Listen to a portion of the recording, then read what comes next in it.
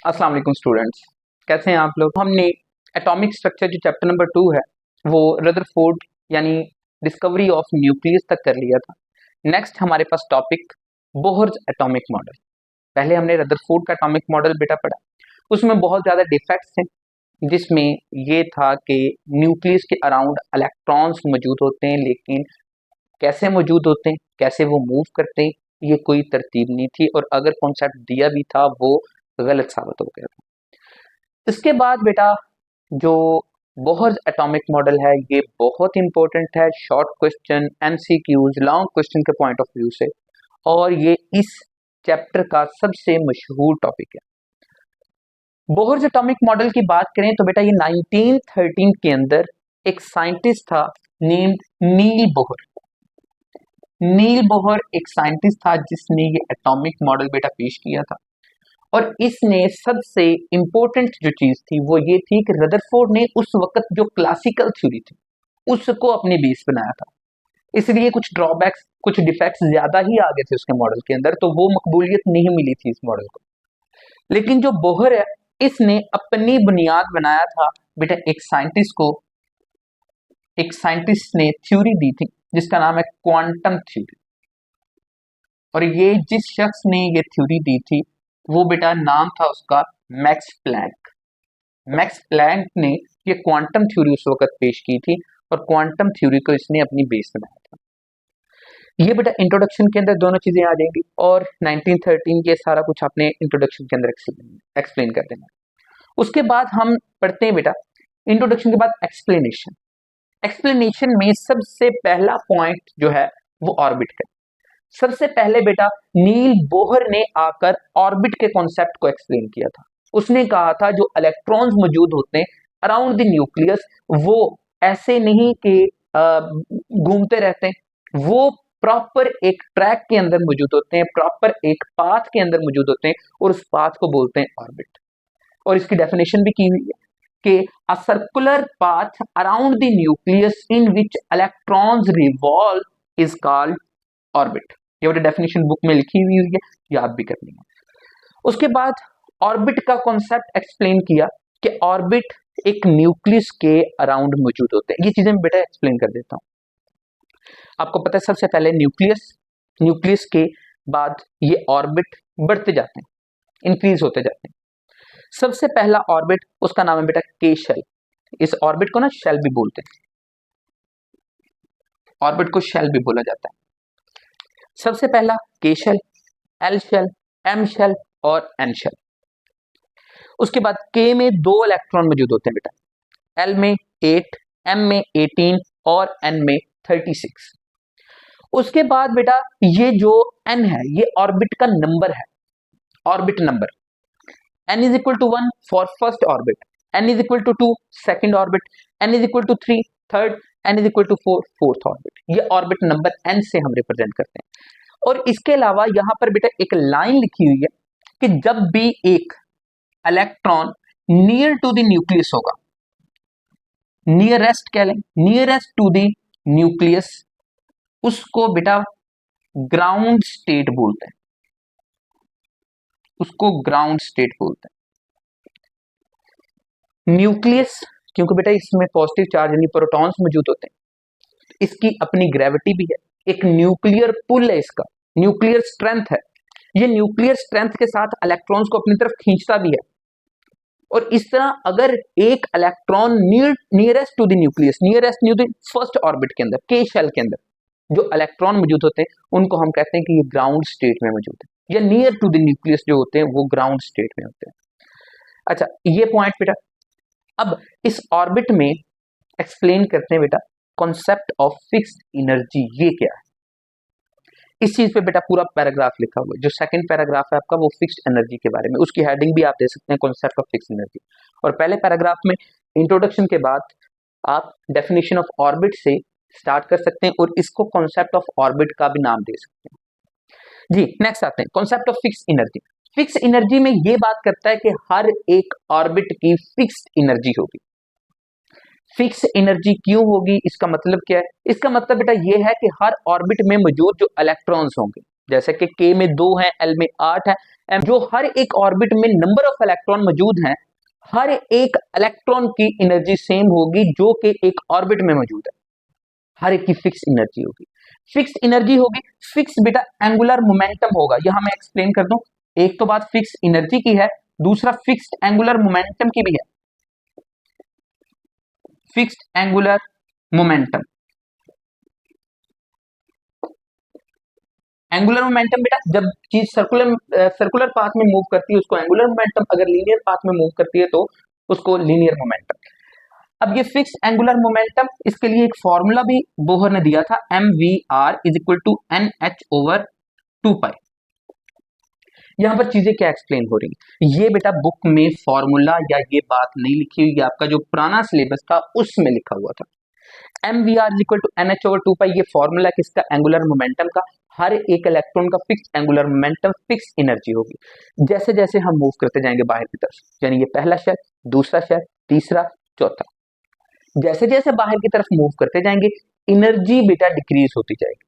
Energy क्यों decrease होती जाएगी, क्योंकि जो इलेक्ट्रॉन की स्पीड है, इलेक्ट्रॉन का मोमेंटम है, वो भी डिक्रीज होता जाएगा।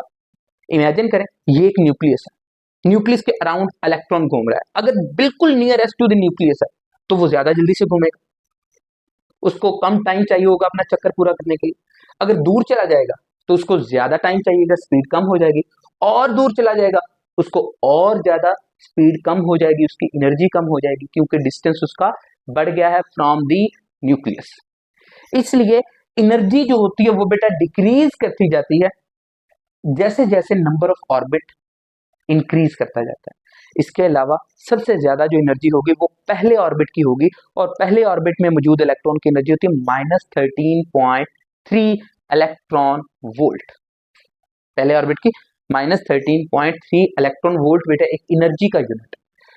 खैर, तो यहां तक बेटा बात समझ आ गई, डेफिनेशन ऑफ ऑर्बिट क्लियर, उसके बाद concept of fix energy clear. Shell and subshell की बात करते हैं, ये उसने एक्सप्लेन किया। शेल और सबशेल की बात में करता है कि एक शेल जो है वो सिर्फ हमें जाहिरी तौर पर जो एक ऑर्बिट नजर आ रहा है वो एक शेल नजर आ रहा है, वो शेल नहीं, बल्कि शेल मजीद सब डिवाइड हो रहा है सब शेल के अंदर। शेल जो है वो मजीद बेटा सब डिवाइड हो रहा है सब शेल के अंदर। के, एल, एम, एन, ये बेटा 4 शेल हमने पढ़े। चारों शेल में मौजूद इलेक्ट्रॉन्स जो है वो तादाद लिखी हुई है। अब हर एक शेल में सब शेल मौजूद होता है जो उसके ऑर्बिट नंबर के बराबर होता है। पहले का ऑर्बिट नंबर क्या है, 1, तो इसका मतलब के शेल में एक ही सब शेल होगा। दूसरे का क्या है, 2, तो एल शेल में 2 सब शेल होंगे। एम 3, 3 सब शेल होंगे। एन में 4, तो 4 सब शेल होंगे। सब शेल के नाम भी दिए हुए, पहला शेल सब शेल के अगर नाम में लिखूं तो 4 बेटा सब शेल होते हैं, एक एस, पी, डी और एफ, ये 4 सब शेल। अब कितनी कितनी तादाद में मौजूद होते हैं वो मैं बता देता हूं। के शेल में एक होता है तो वो कौन सा होता है, एस। एल के अंदर 2 होते हैं तो वो कौन से होते हैं, एस और पी। एम शेल में 3 होते हैं, वो कौन से होते हैं, एस, पी और डी। एन शेल में 4 होते हैं तो वो कौन से होते हैं, एस, पी, डी और एफ। ये बेटा शेल होते हैं, और हर सब शेल में इलेक्ट्रॉन की तादाद कितनी होती है, सब शेल एस में 2, पी में 6, डी में 10, एफ में 14। ये बेटा हर एक सब शेल में मौजूद इलेक्ट्रॉन की तादाद है, ये बेटा याद रखनी है। और कौन से शेल में कौन से सब शेल होते हैं ये भी याद रखने हैं। अच्छा बेटा, यहां तक तो क्लियर हो गया कि एक्चुअली में बोहर एक चीज, एक बात समझाना चाह रहा था, वो क्या कि ये जो न्यूक्लियस के अराउंड इलेक्ट्रॉन है वो एक बिल्कुल नियरेस्ट नैरो रेंज, एक रास्ता, एक ट्रैक, एक सड़क, एक रोड, उसके अंदर ही ट्रेवल करते हैं। और जब वो उसके अंदर ट्रेवल करते हैं तो वो बिल्कुल ग्राउंड स्टेट में होते हैं, ना एनर्जी को रिलीज करते हैं ना एनर्जी को अब्सॉर्ब करते हैं। कब वो एनर्जी को रिलीज या अब्सॉर्ब करेंगे, जब वो एक ऑर्बिट से दूसरे ऑर्बिट में जंप करेंगे। कब उनका मोमेंटम चेंज होगा, जब वो एक ऑर्बिट से दूसरे ऑर्बिट में जाएंगे। अगर ये एक शेल का एक ऑर्बिट का ही इलेक्ट्रॉन है, यानी एक फैमिली का ही मेंबर है, तो तब वो अपनी सारी चीजें इस फैमिली यानी इस ऑर्बिट के अकॉर्डिंग ही करेगा। उसका शेल ही डिसाइड करेगा कि उसकी कितनी एनर्जी होगी, कितना उसका मोमेंटम होगा। अगर वो उससे बाहर जाएगा तो अपनी प्रॉपर्टीज लूज कर देगा। अगर वो हायर शेल में जाना चाहता है तो अपनी एनर्जी इंक्रीज करेगा और बाहर से एनर्जी एब्जॉर्ब करेगा, तो तब वो हायर शेल में जाएगा। अगर वो लोअर शेल में आएगा तो वो इतनी ही एनर्जी रिलीज करेगा, तो फिर लोअर शेल में आएगा। तो ये बेटा कुछ कॉन्सेप्ट थे जो कि बोहर ने एक्सप्लेन किए थे, और ये डायग्राम है जो कि आपने बनानी है। लॉन्ग क्वेश्चन आ जाए बेटा, लॉन्ग क्वेश्चन में सबसे पहले इंट्रोडक्शन लिखेंगे, उसके बाद definition of orbit, definition of orbit या कॉन्सेप्ट ऑफ ऑर्बिट में आपने जो पहला पैराग्राफ है जहां पर according to the definition of orbit लिखा हुआ है, वहां से लेकर एंड तक उसमें ग्राउंड स्टेट भी मेंशन करनी है, उसमें ऑर्बिट नंबर भी मेंशन करना है, ऑर्बिट नंबर इंक्रीज हो रहा है ये भी मेंशन करना है, एन से उसको रिप्रेजेंट करते हैं ये मेंशन करना है।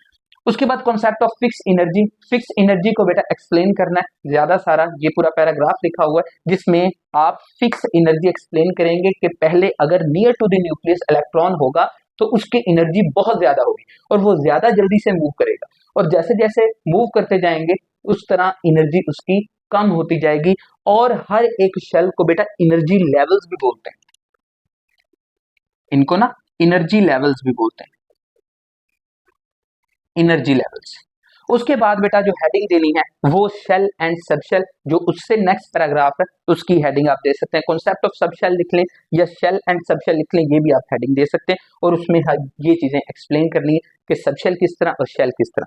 ये एक शेल है जो कि मजीद डिवाइड होता है बेटा सबशेल के अंदर, जब इसको ज्यादा रेजोल्यूशन वाली माइक्रोस्कोप से देखा जाए तो। उसके बाद नेक्स्ट बेटा आ जाता है मॉडर्न रिसर्चेस। ये बेटा बहुत इंपॉर्टेंट बात है इसकी। मॉडर्न कॉन्सेप्ट क्या है इसका? मॉडर्न कॉन्सेप्ट क्या कहता है? मॉडर्न कॉन्सेप्ट कहता है कि ये जो ऑर्बिट्स हैं, नो डाउट बोहर ने ये बड़ा अच्छा काम किया था, और आज भी हम जो सिलेबस करते हैं वो सारा according to Bohr atomic model करते हैं।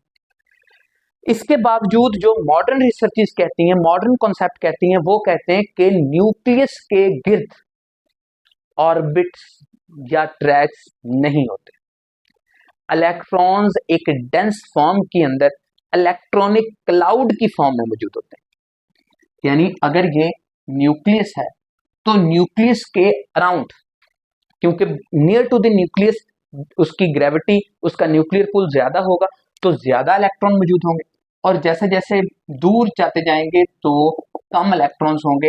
वो कहता है कि electrons are present in the form of electronic cloud around the nucleus, और जब around the nucleus electronic cloud की फॉर्म में होंगे तो जो इलेक्ट्रॉनिक क्लाउड है वो न्यूक्लियस के करीब ज्यादा डेंस होगा, और अगर दूर चलते जाएंगे तो उसकी डेंसिटी कम होती जाएगी और वो इलेक्ट्रॉन्स दूर दूर होते जाएंगे। अच्छा बेटा, इसमें एक कॉन्सेप्ट है कि how to find number of electrons in N shell. Number of electrons in a shell, अगर एक शेल के अंदर नंबर ऑफ इलेक्ट्रॉन्स आपने फाइंड करने हैं तो उसके लिए एक फॉर्मूला दिया हुआ है। फॉर्मूला बेटा 2n square, 2n square, n यहां पर नंबर ऑफ शेल है, n यहां पर क्या है? Number of shell. और नंबर ऑफ शेल, अगर फर्स्ट शेल के शेल की बात करें तो वो 2 है, 1 है सॉरी। अगर एल शेल की बात करें तो 2 है, एम शेल की बात करें 3 है, और एन शेल की बात करें तो 4 है। तो नंबर ऑफ इलेक्ट्रॉन ये 2, 8, 18, 36 ये कैसे पता चलाना है? ये आप इस फॉर्मूले से बेटा फाइंड कर सकते हैं। अप्लाई करके दिखा देता हूं मैं। अगर के शेल की बात करते हैं तो के के अंदर, के के लिए एन की वैल्यू कितनी होती है? N is equal to 1। के लिए एन की वैल्यू, फॉर्मूला अप्लाई करते हैं बेटा, 2 एन की जगह 1 लिखते हैं, स्क्वायर 1 का स्क्वायर 1 ही होगा, 1 मल्टीप्लाई बाय 2 यानी 2, इसके अंदर 2 इलेक्ट्रॉन। एल शेल की बात करें n इज इक्वल टू 2, और 2n स्क्वायर, n की जगह 2 लिख दें, 2 स्क्वायर कितना हो जाएगा? 4, और 4 इंटू 2 8। उसके बाद m के अंदर n की वैल्यू 3 हो जाएगी, और उसके बाद 2 n की जगह 3 पुट कर दें, 3 का स्क्वायर कितना हो जाएगा? 9, और 9 इंटू 2 18, और n के लिए n की वैल्यू आ जाएगी 4 और 2 n की जगह पुट कर दें 4, 4 का स्क्वायर कितना 16, 16 मल्टीप्लाई बाय 2 32, 32। ये बेटा 32 होता है, दिस इज 32, ये 32 नंबर होता है जी बेटा। और कोई कॉन्सेप्ट इसमें एंड पर ये लिखा हुआ ये वाला number of electrons in a shell, ये कैसे फाइंड करने, और आगे जाकर ये सारी तादाद दी हुई है कि किस तरह ये आप शेल एंड सब शेल के टॉपिक में भी एक्सप्लेन कर सकते हैं। शॉर्टली कर दीजिएगा, इसको अलहदा जो पैराग्राफ है वो लिखने की जरूरत नहीं। और इसके अलावा बेटा एक इंपॉर्टेंट इन्फॉर्मेशन इधर दी हुई है कि एटम को हम ऑर्डिनरी माइक्रोस्कोप के साथ या अपनी नेकेड आई के साथ नहीं देख सकते। इसके लिए एक बहुत ही ज्यादा रेजोल्यूशन वाली इलेक्ट्रॉन माइक्रोस्कोप चाहिए। एक इलेक्ट्रॉन माइक्रोस्कोप होगी तो जिससे हम इलेक्ट्रॉन की जो एटम है उसको देख सकते हैं और एटम की निशानियां देख सकते हैं जी बेटा। तो ये हमारे पास कंप्लीट हुआ बोहर्स एटॉमिक मॉडल। कोई भी बात बेटा जो आपको समझ नहीं आती या कोई कॉन्सेप्ट समझ नहीं आता, उस पर आप मजीद एक्सप्लेनेशन चाह रहे हैं तो वो कमेंट लाजमी कीजिएगा, मैं इंशाल्लाह उसको एक्सप्लेन करने की कोशिश करूंगा। थैंक यू सो मच बेटा, अपना ख्याल रखिएगा।